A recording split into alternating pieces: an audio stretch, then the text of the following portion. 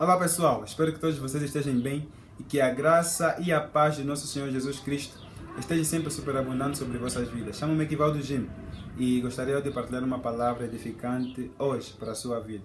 E a minha oração é que o Senhor ministre grandemente para o teu coração. Nestes dias eu estive meditando um bocadinho acerca daquilo que é o amor de Deus, acerca daquilo que é a misericórdia e compaixão de Deus. Às vezes me questiono como é possível Deus amar um ser tão devasso como eu. Como é possível Deus amar um ser tão depravado e tão mergulhado na escuridão como eu, que outrora andava em trevas, que outrora andava mergulhado em seus próprios deleites, mas agora tem a salvação de Deus. Fico me perguntando como é possível Deus mandar o seu único filho para morrer em prol de um homem que se encontrava completamente num estado de trevas profundo. E quando eu tento encontrar respostas para essas perguntas, simplesmente caio aos pés da cruz e entendo que o amor de Deus é grande, entendo que a misericórdia de Deus é grande, entendo que a compaixão de Deus é tremenda. Simplesmente por isso eu fui salvo.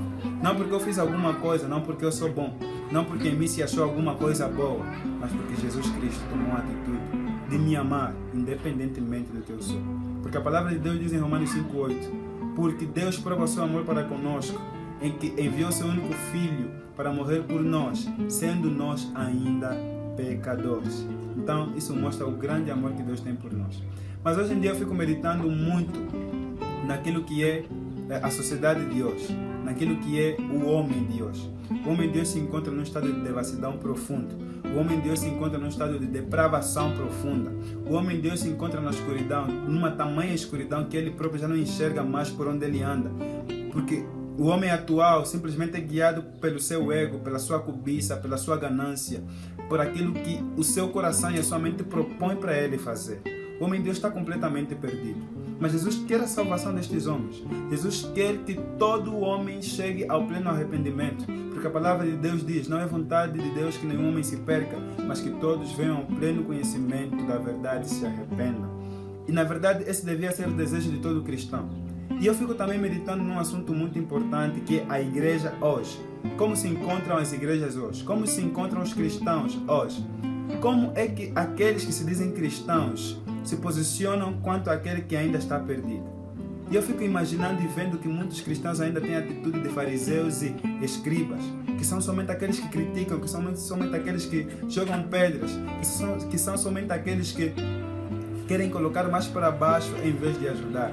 São somente aqueles que apontam o dedo, que julgam. Quando na verdade a Bíblia nos diz que nós não devemos ser assim. Quando na verdade a Bíblia nos ensina que nós devemos ter o caráter de Jesus. Aquele que queria ir, aquele que foi no meio de pecadores e influenciou. Aquele que veio para salvar a todos. Até o mais perdido, até aquele que está mais mergulhado, mais distante de Deus. Jesus quer salvar este.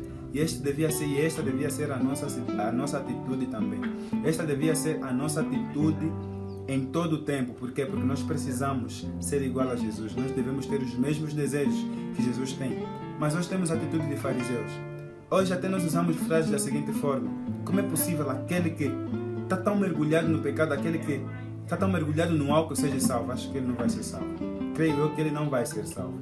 E muitas das vezes nós nos posicionamos dessa maneira. Nós vamos dizer: você está tão perdido, você não tem mais solução. Você já não tem solução nenhuma. Você já não tem mais como ser salvo. Você se encontra num estado completamente profundo de devassidão. E os fariseus também se colocavam nesta posição. Eles se colocavam na posição de que eles eram os retos e que os perdidos para com eles não tinham salvação nenhuma. Mas Jesus vem nos provar exatamente o contrário. A palavra de Deus em Lucas 15 vai dizer que aproximaram-se de Jesus os publicanos e os pecadores para o ouvir. E murmuravam os fariseus e os escribas dizendo: este recebe pecadores e come com eles. Então lhes propôs Jesus esta parábola: qual dentre vós é o homem que, possuindo 100 ovelhas e perdendo uma delas, não deixa no deserto as 99 e vai em busca da que se perdeu até encontrá-la? E achando-a, põe-na sobre os ombros, cheio de júbilo, e volta para casa, reúne os amigos e vizinhos, dizendo-lhes: alegrai-vos comigo, porque achei esta minha ovelha que estava perdida. Digo-vos que assim haverá maior júbilo nos céus por um pecador que se arrepende, do que por 99 justos que não necessitam de arrependimento. Então Jesus aqui nos dá uma grande lição. Os fariseus criticando Jesus, os fariseus murmuravam, porque Jesus comia com pecadores, porque Jesus falava para pecadores, porque Jesus estava num ambiente de pecadores. Mas somente desta forma Jesus poderia influenciar. É isto que Ele nos diz para nós hoje. A palavra de Deus nos diz que nós precisamos ser sal, que nós precisamos ser luz. Se o sal for insípido, para nada mais presta a não ser para ser jogado fora e ser pisado pelos homens. Nós precisamos ser luz. Não dá para acender uma candeia e colocar debaixo da mesa. Não tem como iluminar a casa. Mas nós precisamos ser colocados num alto e iluminar aqueles que precisam ainda de salvação. Então, não temos que ser omissos. Temos que anunciar a palavra de Deus para aqueles que ainda precisam de salvação. Nós devemos ter atitude de misericórdia. Nós devemos ter caráter de misericórdia. De olhar para o nosso próximo e ver que ele também precisa de salvação, assim como um dia eu também precisei. Ele também precisa da misericórdia e do amor de Deus, assim como um dia eu também precisei. Porque outrora eu estava nas trevas, outrora eu também habitava no mal, outrora o diabo Satanás tinha a minha vida em seu poder. Mas que Jesus Cristo veio e nos resgatou das trevas e nos colocou na sua maravilhosa luz. Então, essa é a atitude que nós devemos ter como cristãos.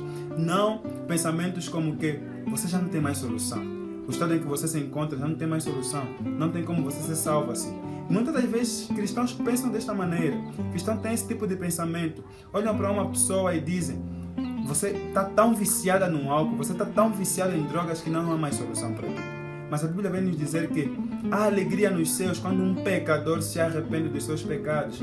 Há júbilo nos céus. Então a nossa atitude deve ser também como a de Jesus. Nesta parábola vai explicar que ele vai dizer que quando nós achamos um perdido, uma alma perdida, nós devemos nos jubilar, porque anunciando a palavra de Deus, ela se converte. Nós devemos alegrarmos, nós devemos nos regozijar. Por quê? Porque mais uma alma que habitava no pecado, mais uma alma que habitava nas trevas foi salva por Jesus Cristo.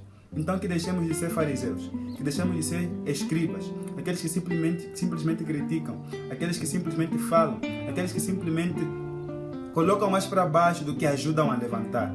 Não tem mais atitude de dizer ao irmão que se encontra em profunda escuridão: vem, vamos caminhar juntos, vem, nós podemos andar juntos, vem, eu também um dia estava na tua posição, mas Jesus Cristo veio e iluminou a minha vida, então Ele também pode iluminar a tua vida. Vem, que você ainda tem solução, vem, que ainda há salvação para ti. Essa deve ser a nossa atitude, essa deve ser o nosso agir, essa deve ser a nossa ação para com aquele que ainda não conhece Jesus. Não o espírito de crítica, não o espírito de acusação, não o espírito de apontar o dedo, de julgar. Satanás já faz isso. Satanás já tem essa missão, que é simplesmente de nos acusar, de nos colocar para baixo, de nos puxar mais para as trevas. Mas nós que temos a salvação, nós que temos a palavra de Deus habitando no nosso coração, nós precisamos anunciar. Nós precisamos ainda ir ao mundo e causar influência. Que não nos deixemos ser influenciados, mas que influenciemos para salvar almas, que influenciemos para salvar aqueles que se encontram perdidos. Então, seja um influenciador, seja aquele que leva a luz, seja aquele que leva a palavra de salvação, seja aquele que causa transformação. Não seja pedra de tropeço, mas seja aquele que ajuda a levantar. E que Deus abençoe grandemente a sua vida. E que se inscreva no canal. Esse é o nosso canal SBCB. E que provavelmente, esperamos nós que possas estar recebendo mais mensagens edificantes para a sua vida. E que Deus continue abençoando e transformando a sua vida grandemente. Mais uma vez, seja um influenciador e cause mudança na sociedade.